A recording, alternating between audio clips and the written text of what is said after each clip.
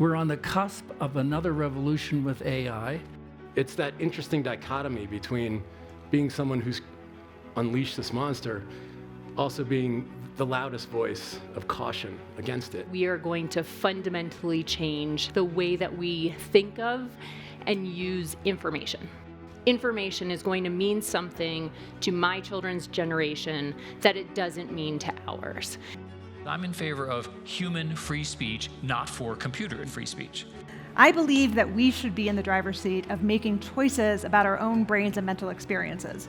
The campsite rule, which is leave people in better shape than you found them. So if you actually want to get to truth, the thing you have to build is trust. And the way you build trust is not by getting stuck on the conversation about what's true, but on making progress, by making progress on the conversation about what's meaningful.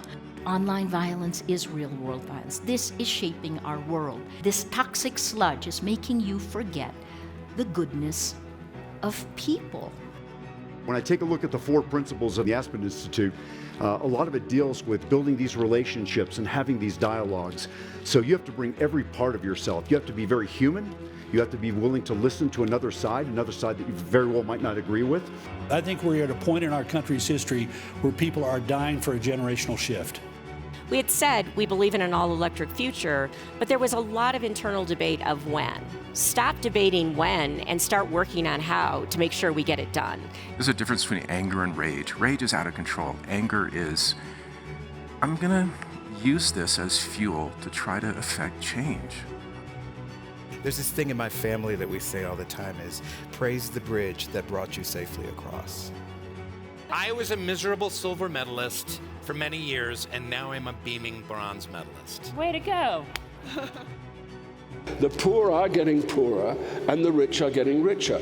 And that's what you're dealing with in the show. And it's satirical, but it's also about the state of the world as it is at the moment. I think it's time for people to have faith and hope in humanity and to address conflict with that spirit, and I don't think we are. I'm a firm believer that there is extraordinary talent in ordinary people that is not discovered in America. Only now are investors interested in supporting women's sports because they see it's not just like the right thing, but it's also the lucrative thing to do. I think this is the power of the Aspen Ideas Festival, honestly. We're bringing together lots of different people. It's almost like there's a cultural norm in this group that you can talk to anybody. There's nothing better than a substantive, engaged debate with somebody with whom you disagree. If both of you are engaged based on substance, then that's how you learn things, and it's also how you get the best policy for the country. You know, we have so much more to talk about, but I'd rather hear you play. I love everybody, especially you. I love everybody, especially you. I love everybody, especially